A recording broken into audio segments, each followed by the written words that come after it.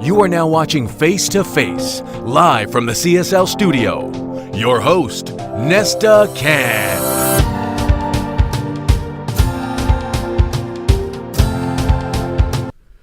Good afternoon and welcome to another episode of Face to Face. Yours truly, Nesta Cann. And today we have a special guest in the studio with us who goes by the name of Harold OrlandoTowns. How y'all doing? What's going AKA on? Twin. Yes, Twin. How you doing, man? I'm doing good, man. What's I'm doing new? Good. What's new is that, we got this series called The Culture coming out. It's supposed to be coming out next spring. And we a social media company, also a multimedia company. It's called Love Hurts Why I Hate. And we doing this series, this documentary that we trying to put out. Which represent what we do as the culture, as our people. Right. So we need to get that out to people. Right. Do you understand? We need to redefine, we need to reclassify, and we need to have a new standard for what the culture really is. Yeah. Do you understand? It's like the other day, the BET Awards just came on, and it's pre-recorded, and you hear people getting shot, you hear people getting set up. We need to redirect what this culture thing is about, and I think it's imperative that we do that. How'd you come up with the concept came yeah? up. The concept came up. Well, I'm really like a pro-black guy. Yeah. I have always been that, strong-minded. Always want to do something for my people. But this other gentleman by the name of Alley Cat, shout out to Alley Cat, that's my partner. Right. He came across with this idea about, doing the culture, doing something for our people. Because at the end of the day, we got to leave a legacy. Yeah. You understand? It's put it to me this way, right? By ancestors and by, older people with wisdom. They said to me, listen, do you remember your great grandmother's name, full name? I said, nah. They said, yo, your great grandkids ain't gonna remember yours. So the whole point is we gotta put out something where we could be remembered. Right. We got to be at the top of that pyramid, the top of that paradigm. So when our great grandkids look at us, they could be like, yo, they the ones who put us up there. They're the one who set us in position. Do you understand? Yeah. It's It's like my grandfather. My grandfather was in World War II, right? His name was Wesley Junior Sykes. Shout out to him. Wow. You know what I mean? He's passed. He's one of their ancestors, but he was in World War II. He the one who used to work on cars when they first started coming out in the 1920s and the 1930s. Yeah. So as a young black man, you find a sense of direction when you know your history. So it'd be like, yo, what I'm out here doing? I got a greater purpose. I should be doing something else in life. Yeah. Do you understand? And it might be related to what the ancestors did. So that's what the culture is in a nutshell. We trying to bridge. You could build, but people are building walls. We need to build bridges from the young people to the older people. The older people look at the younger people like they don't understand them. Yeah. And they just out here running wild. But the younger people is a direct link to what older people are. And we need to bridge that gap. It's very imperative. I was gonna ask you, what do you think about the new millenniums or this new generation coming up? Well, I think the new millenniums, they're very courageous. Yeah. Their souls are here for a purpose. Yeah. Their spirits are very high. And they're very militant people. And if we use them in the right way, we could get a lot done for our culture. But how do you have that bridge between the call the baby boomers and the old people of a little bit older, like in the 50s and 60s, with the millennials? What we got to do is we got to systematically Yeah. start working on our oppression. Okay. You understand? And we got to start like we doing today, giving out information. That's what we got to do first. Because once people start realizing who they is, and you're never too old to realize that too, that's another thing. Right. Do you understand? A lot of older people, I call it, are stuck in their ways. And a lot of times they don't want to, reach back and, recondition themselves. Nobody changes. But as far as shaping and molding, you should never be too old to shape and mold. Right. I'm 35. So as I continue to grow in life, I continue to shape and mold myself. I don't change the core of who I am. Right. But I shape myself. And it's what older people need to do. And that's how you help bridge the gap between the older and the younger people. Because the younger people is looking up to the older people, whether we like it or not. Yeah. I got a younger brother who look up to me. I got younger people in the streets that look at what we're doing and what we're trying to accomplish. And they look up to us. And it's our job. It's our job, even if our older people didn't do it for us, it's our job to try to lead them in that right direction. And culture have a lot to do with that. You're into culture and Black history. How did you get into this? Well, it was It was a long time ago. I have attended Medgar Evers College, Okay. which changed my paradigm, which changed my perspective on life. Shout out to Medgar Evers College. When I attended Medgar Evers College, most of my professors was black. Most of my professors was colored people, and it changed my whole way of thinking. Right. The first thing they started doing was taking me to museums to see sarcophagus, to see Egypt, to see the Sphinx, to see stuff like that. And once a year, they would throw a trip to Egypt if you had enough money to save up, or they'll help you. You'll start writing letters to senators, to mayors, to try to get the funding to take these trips. So it changed my whole paradigm of what I should think about life going forward. And ever since then, I've been on that type of time. So. Nice. Yeah. I think I think I read you do mentoring for kids in your community. Yeah. So do you mentor a lot of brothers? growing Yeah, up? that's what I try to do. When I was younger, a peace to the ancestors. Miss Diane Sykes, which is my aunt, she used to be in charge of a center. And a lot of times when I was younger, I used to go to the center and help kids out with their math, help kids out with their science, help kids with mentoring them, because a lot of them are lost. Yeah. When you look at them, a lot of them are lost. And sometimes you don't have direct directions yourself as a young man. Right. But just being together helps strengthens that up. And you can help them out in a major way. Yeah. So never think that you're not good enough. That's the thing. Did you have a mentor growing up? Huh? Did you have a mentor? Oh yes, So man. How has that helped you? Oh, growing up as- that helped me out a lot. I was basically what people would call the nuclear family, which having a mother and a father, and I had an older sister, and I'm a twin, so that's where my name comes from, aka twin. I have a twin brother, and Identical? Or yeah, we kind of identical. He a little shorter than me, but we look exactly alike. Wow. So we identical in that way. And we definitely identical in our thought process too. Oh, yeah. But my mentors would be my father. My mother would be my mentor. She was always the cook. She was always the stay home, the clean up person, and stuff like that. My father would go out and work and bring the money home, and stuff like that, which is a part of our culture as well. So I grew up in what you would call a nuclear family at the time. We don't have a lot of that today. Yeah. A lot of the parents are separate in our communities. And it always starts with our communities. It's very important. Unity. That's what I call it. You got to come together and unify. Unity. Nice. So it's community, all right? Yeah. So that's what we need to focus on, is our community. It's very important. I never thought about it like that, the way you broke it down. Nah, definitely. Professor Skinner is one of the Harvard University professors. He's like the father of psychology. He the one who created the rat in the box. He the one who created the dog bell. When you go to class and you hear the bell ring and you leave class to go to your next class. He the one who created these concepts. Basically, it's the concepts. That's what we live in these projects. It's like rat in the box concept. Do you understand? And it's dictated by consequences. So what they would do is they would use to starve the rat. They would give it cheese here and there just to see the rat go to a different path in life. Do you understand? So that's kind of on a bigger scale is what is happening to us. Do you understand? So it's the cycle, it's the mentality we need to recognize. And trust me, reading is fun to the mental, and we need to get up on that reading too as well. Also, I was going to ask you, seem like you read a lot. What kind of books do you read? I read a lot of books. I read the ISIS Papers by Francis Cress Welsing. I read a lot of Amos Wilson books. Shout out to him. He's a Pan-Africanist. Yeah. I read Dr. Umar book. Shout out to Dr. Umar. What do you think about Dr. Today. Umar? Dr. Umar is straight from the ancestors. He's a Pan-Africanist too, as Amos Wilson. God bless the ancestor. He died. But Dr. Umar is a Pan-Africanist who stands strongly on education. And we need that. We need a curriculum for us, for the culture, for our people. That's very important. And shout out to him because he's doing great work. Sometimes we question, his degrees. What is he doing with the money and stuff like that? And we don't question other people about it. So sometimes when you have a person that go against the paradigm, that go against the system, this brother got many degrees. Sometimes we feel like we need to ask those questions. I know which ain't right sometimes. But we defend him. We support him. I'm trying to reach out to him now. I would love to interview Dr. Umar Johnson. I used to always hear about him, but I never knew who he was. But when I YouTubed him, I was like, this brother's deep. I like what he was talking about. He went on the Breakfast Club and he was breaking it down with Charlemagne about interracial dating. Definitely. About how a brother should, not go out and date a white woman or to go out his race or a sister too. Definitely. And the reason why, he made sense. Because but then, it's political.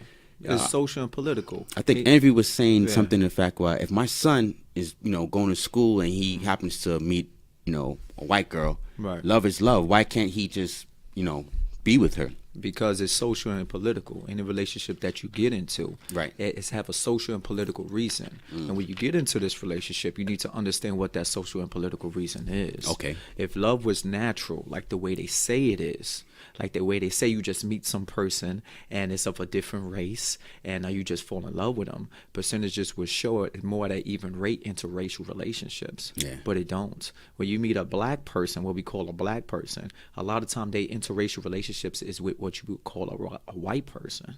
Yeah. Do you understand? You don't see a black brother with no Asian. Yeah. You don't see a black brother with no Mexican woman like that. The percentage is not high in these areas. So those relationships serves a social political function. Do you understand? Yeah. And this is what Dr. Umar was trying to express on the Breakfast Club show. Yeah. Yeah, this is what he was trying to link into. We say it like this from the ancestors, and I'm going to repeat it. It's a political necessity for you to be dumb. It's a political necessity for you to be out of your mind, off center. When you walk out your house every day, you're off center. You're not within your natural black personality. We got to understand this because you're in a social construct. The society wouldn't be what it is today if you was. Right. You have to be off center in order for the society to thrive the way it is. So this is important. We must know this. And this is what the culture going to break down. This systematic oppression. We need to get beyond this. Right. Do you understand? And yes, it's going to hurt a little. It's going to be a little painful. You know what I'm saying? At first. And it's going to feel awkward. It's going to feel awkward. Right. Because whether we believe it or not, this is the culture. Education is only good education, brother. Education is only good education if it serves to fix the purposes of your culture. That's it. If it don't, everything else is sham. Do you understand? And this is what we must understand. And me going to Medgar Evers College proved that. Yeah. Do you understand? I learned more about black people in Medgar Evers College in 2 years than I did the previous 12 in the whole regular educational system. So we got to understand this. It serves a purpose. I heard Ja Rule said this on Drink Champs. There's 3 systems that every person fall into, and it creates a certain person. One is the prison system. One is the educational system. And what's the third, you think? It's the military system. That's the third. And it creates a certain type of human being. And these are systems we got to change. It's reversed. As a black man, you must understand you must be made in reversed in order to live in society.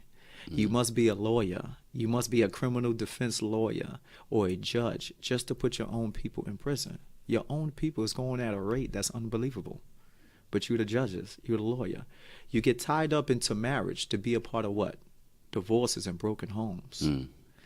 Divorce rate in our communities are high. Yeah. But we still believe in a construct of marriage. Do you understand? So the black person, black folks must be made backwards. Do you understand? Right. In order for you to keep going to school and not have a purpose to help and fix the community, you must be made backwards. And this is how the structure is set up. Right. Because once you go outside that paradigm, you can't make money. They won't hire you. Do you understand? So this is very important. So when we're doing this series, it's an ongoing series. It's not something that's an episode or 2. This is ongoing about our culture, where we come from, and how we can continue to shape the culture, because the culture means everything. Right. And we can shape it. We don't want to change nobody. We want to shape it. So that's what it's about in a nutshell. But getting into it, we must have a clear understanding about what we're doing, and we don't really believe in leaders. Everybody is their own leader. Do you understand what I'm saying? And by that, we can get into these fields.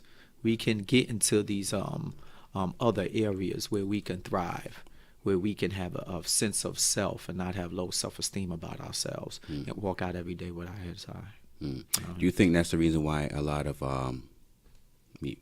people buy fancy cars, clothes, because they feel it's a self-esteem issue? It's a self-esteem because, black people, we feel like we could spend our way out of oppression. You can't spend your way out of oppression. Right. You think actually money, when you have a certain amount of money, there's no color that comes involved with that. Of course there is. I think Kanye West put in one of his songs, buying all these cars and a white man is laughing and gets paid for all of that or something like that. Of course. Yeah. It's our taste. You Yeah. see, the taste is created. They create our taste, what we like to eat. Do you understand? No offense, but a group that catch a lot of flack is the NOI, the Nation of Islam. Yeah, okay. But one thing they did do was put brothers in bow ties. They changed their taste with the bean pie. Yeah. Do you understand? I was always And wondering they why sold. they always dressed up in It's to change taste, because you're constantly economically supporting a culture and help us sustain a certain culture by just your taste of eating. Right. And this is very important to understand. So he changes the taste of eating so they won't keep that culture thriving when it comes to food.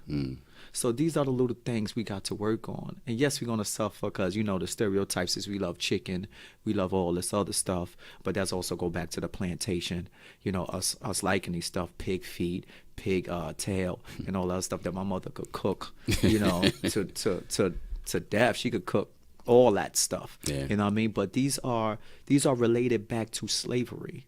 Like if you look at stuff like tension laws, or tenon laws they call it, these was head wrap laws they used to have back then, because a lot of black women used to be white men mistresses, and a lot of white women used to get jealous of black women hair, so they created laws to keep their hair covered. So like my mother, for example, she loved wearing scarves. So me and my mother had this conversation about tenon laws. Yeah. And she don't understand that it's directly linked up to history. This is why she do it today. Yeah. But once you put it in a proper context and a proper perspective, there's an understanding there now.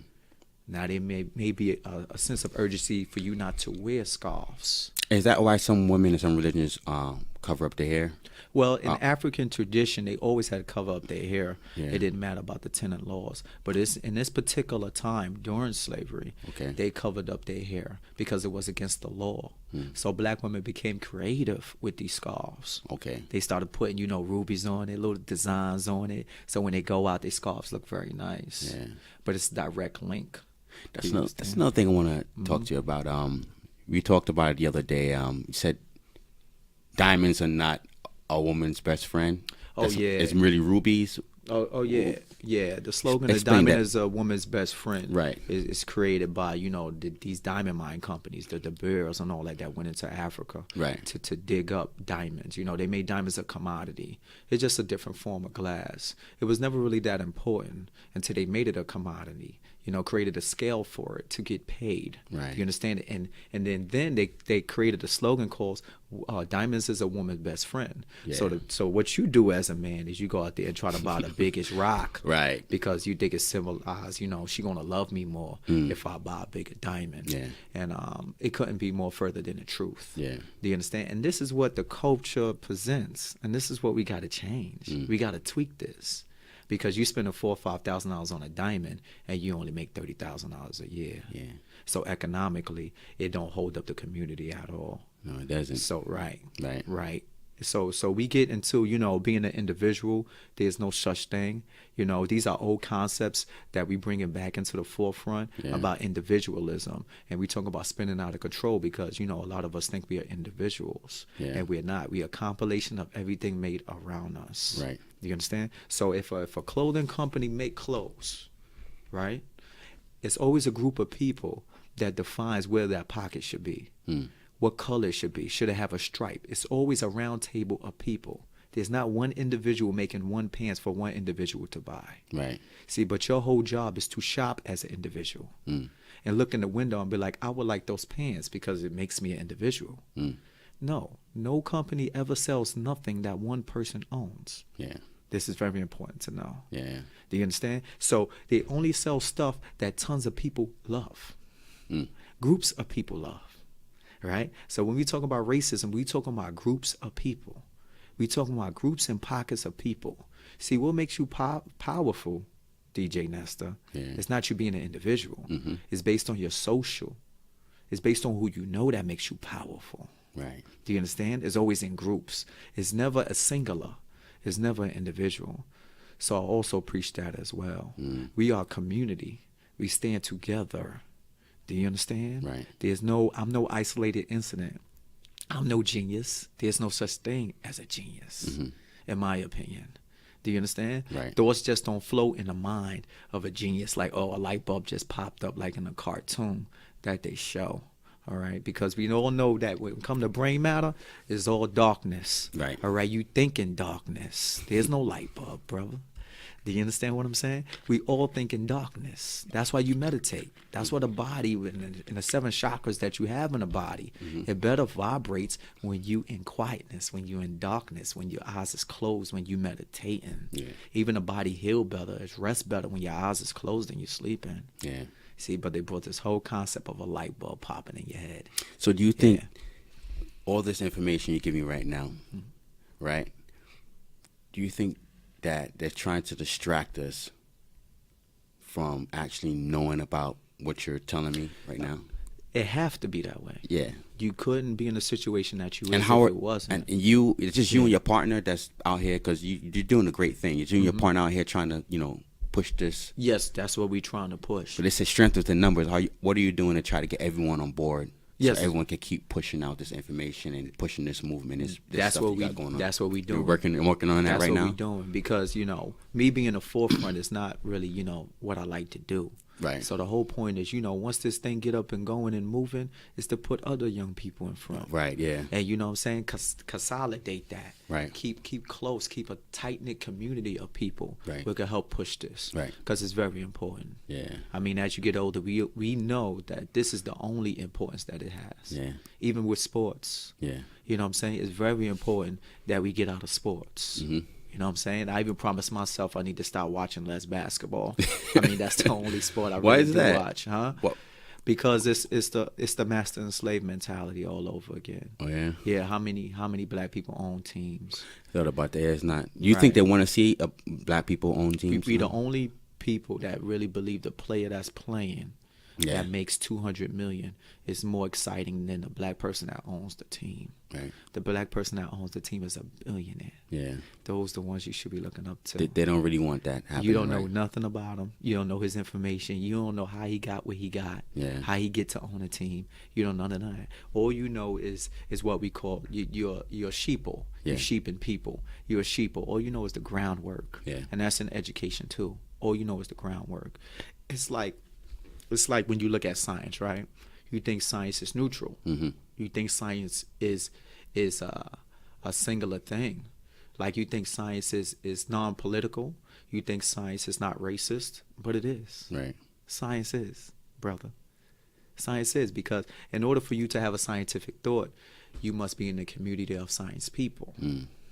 If a person on the corner said I had a new idea for an atom, if I had a new idea for anything scientifically, he must present himself in front of a community of science. Mm-hmm. Do you understand? And then that community of scientists, whatever demographic that is, they get to choose whether they want that to change any scientific theory. So this is very important. So science is not neutral.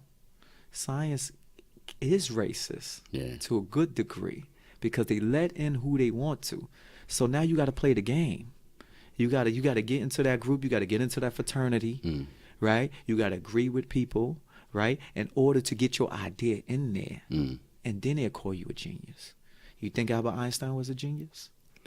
I don't know. Do you think they made it seem like he was a genius? Of course, because he was a part of that fraternity. Fraternity. He's a part of that social group. Yeah. You understand? But there are a lot of black brothers who did a lot of great inventions as well.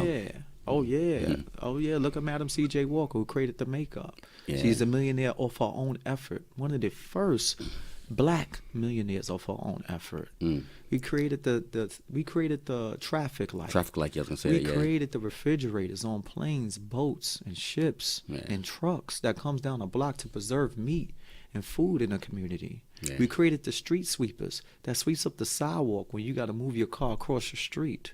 We created a lot. But yet we don't hear about it. We created these guys. shoelaces. Yeah. We don't hear about it. Yeah. So we know that the system is set up this way to suppress this information. And it's important that we get this information out. And it's about time. It's 2018, right? Yeah. Yeah, it's about that time. yeah, definitely. But yeah, we created a lot.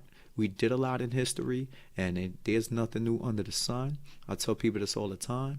What I'm talking is just regurgitated information that, people don't read, people don't look into, people don't know about. People look at one another and be like, yo, he's a genius or he's a smart guy. No, I just read different stuff from what you read. Yeah. There's a community of people like me out here that know this information to the T.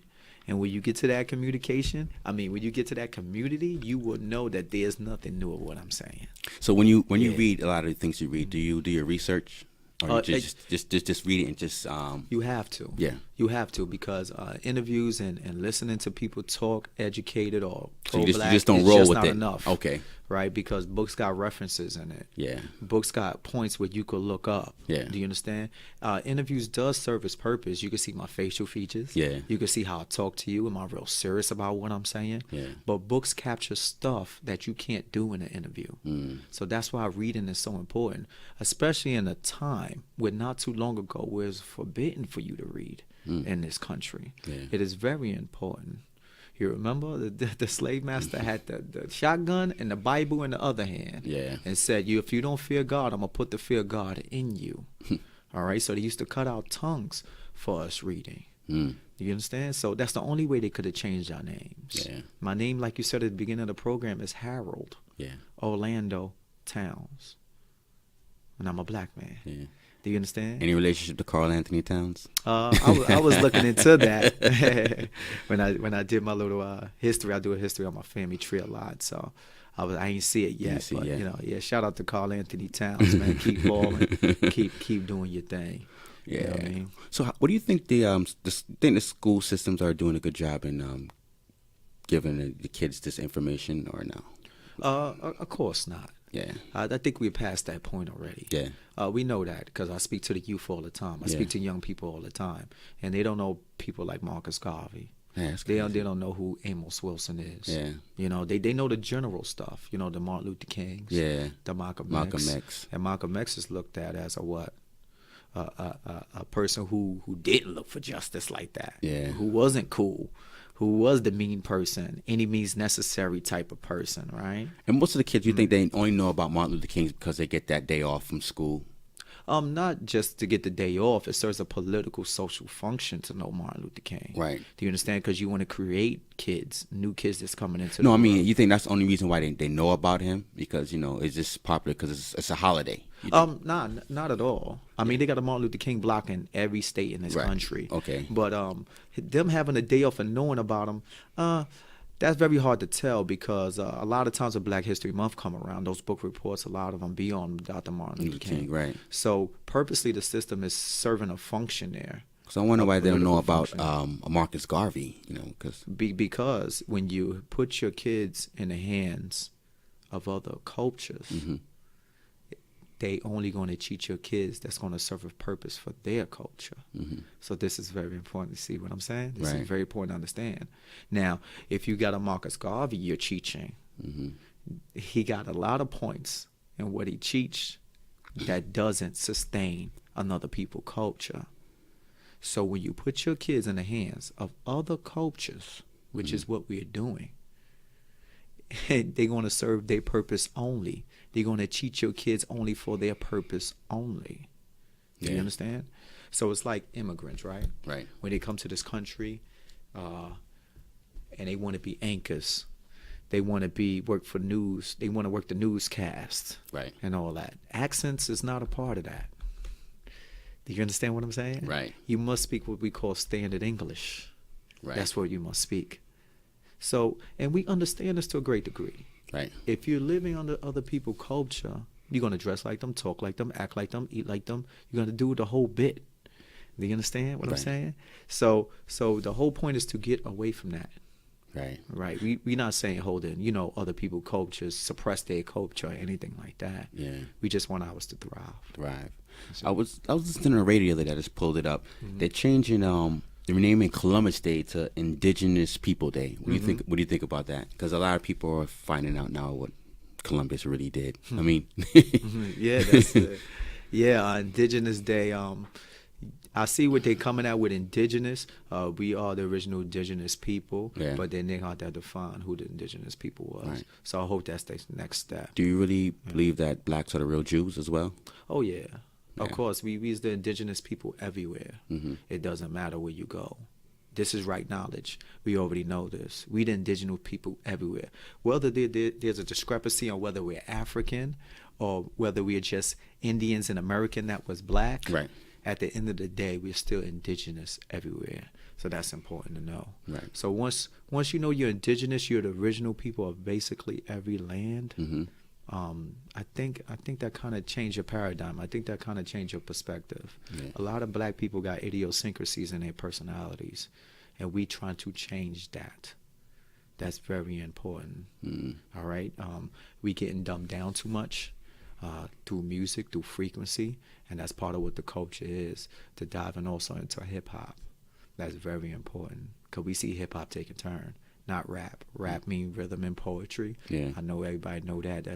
That's right knowledge, but we've been rapping since the 40s. Right. We've been bebopping since the 40s. Yeah. You know what I'm saying? But as far as hip-hop came in late 70s, early 80s. That's what we call hip-hop. Yeah. So we want hip-hop to still be there, but we want to help transform that. What do you think about the hip hop artists? I think the hip hop artist is doing what they're supposed to do, but the elders don't want to take responsibility, Right. and that's the whole thing. As I get older, I start to learn I need to take responsibility. What do you think about the Kanye West with the whole Donald Trump Kanye West thing? What do you think about that? I agree with T.I. a little bit. Yeah. T.I. went in on it about it. Long posts. About him selling his soul and stuff like that. Now, don't get me wrong, Kanye had a few good points, but I thought what he was going there for originally, I think wasn't established through the whole interview. I thought what he would be talking about would be prison reforms and getting certain people out of prison and stuff like that, and trying to do something for our culture. But it turned into a whole debacle. Yeah. As we know it turned into a circus. Some people call it a minstrel show. See, this is very important.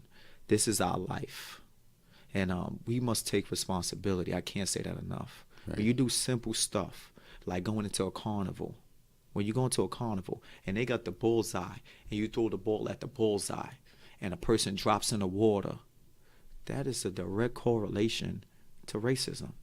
That's what they used to do to colored people. So a lot of stuff that you participate in unknowingly helps our oppression stay there, helps to keep our oppression there. Right. Do you understand? So it's not in your conscious level, it's in your subconscious. It's just sitting there. Right. You know something is wrong, you feel it, but you don't know what it is. And this is very important. Mostly all carnivals. Actually, I'm glad the Ringling Brothers is going out of business. Why They is used that? to have human zoos. They're the first ones to help support the human zoos. If you look up human zoos, they used to have black people in zoos. And other demographic and other races of people used to travel around the world to come here to look at us in a zoo to haul a monkey for 10 hours. Do you understand? This is why they say you look like a monkey. Do you understand? And Ringling Brothers was direct participants in these matters. Do you understand? This is why it's a circus. It's rings. Circus, circular. Yeah. This is why they put tigers through circles. This is why they put it on fire. It's circle. It's a ring that they're talking about. But how they started, it's very important to understand how some of these companies started, like the Domino Sugars, that had different names. And actually funded slavery. Actually funded the picking of cotton for us to build. Chase Bank, mostly all the banks, have funded slavery. And back then they had different names and changed their names so you won't figure it out. And this is imperative. This is very important for us to know. Because trust me, when you know this type of information, now you start to feel a sense of responsibility. You not knowing that responsibility you don't feel. But when you do know, a sense of overwhelming feeling get over you, and and you feel like you need to take care of some of this. So that's the path we on today. That's the path you're on. Yeah, definitely. And it inspires you to want to do more. Oh, yes. More, yeah. Oh, that's what it's about. That's what it's about. We're made backwards. We're made in reverse with everything that we do. You know, we had talks about, maritime admiralty law. Yeah, like I try to show you, the whole important with the youth is you got to show them. And we got to show them how to fish. It's not just talking. I had tons of those conversations. It's also about leaning forward, grabbing that hand while they're young, 5, 6, 7, 8, and walking them down the block. You got to get them at an early age, right? You get them at an early age because that's when the shaping begun. That's why it's important for education to get these kids at their early age. Yeah. Because who you is by the time you get 11 or 12 is basically who you is for the rest of your life. Right. Do you understand? That's why when you're an older person, you just dwell on what you did when you was younger. You always do. When I was younger, I remember I used to do this. I remember I got my first toy. I remember I got my first bike and this, that, and that. But as you get older into the 40s, you don't dwell on, when I was 38, I got my first apartment. Yeah. I got my first car. You remember it, but it's just a flash in the pan. You really remember those development stages, and those are very important. That's why daycares are very important. It's why the educational system is very important. You must educate kids to fit our purpose of what we want them to be in our culture. That is very important. When they come out of school, they don't see multiculturalism grocery stores. Do you understand? When they go into that grocery store to buy fruits, it's Chinese people there. Where's the black people behind the counter? When you go to the Chinese restaurant, where the black? I ain't say we got to own a Chinese restaurant, but where's the black people there helping? Right? Yeah. So the school teaches multiculturalism. Right. As soon as the kid leaves the school, there's none, absolutely none. Yeah. So this is a problem. So this is where the dilemma falls between black kids. They leave, they see something different. They go into the school, the teachers are that though. They're a different race. And they're teaching multiculturalism. Yeah. But we know communities don't run like that, right? Right. We know that. Very, very important. All right, so before we wrap it up, Definitely. what do you hope, what are your plans moving forward? My plans is to make people as much, just as much informative as I would be. Right.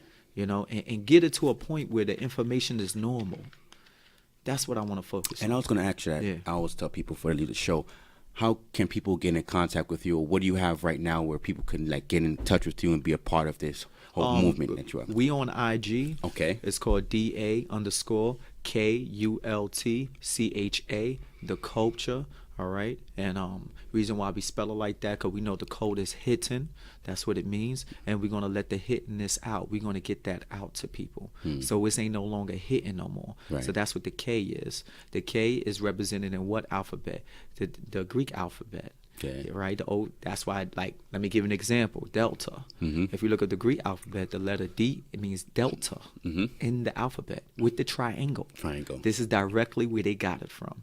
Do you understand? This is very important. So it's the letter K. It's the number 10 in the alphabet, because we know that the letter G was never there before. And they added it later, which making K the 11th. It's the number 10. It's the number 1. All right? It's the 1 and the 0. All right. If anybody know binary numbers, we deal with ones and zeros and ones, the male and the female. That's what we deal with. Right. Do you understand? So that's the code. That's the culture that we need to dive into, the hidden stuff. And we need to let it out to everybody. So you could catch us on Instagram, IG. That's what they call it for short. IG, we on there. We also working on a website. Remember, the company is called Love Hurts Why I Hate. And we working on a website now. We almost done with that. Nice. So this is a couple of months, and we already almost there. Nice. So to anybody out there, especially the young ones, you could reach us anytime for anything, because we a community.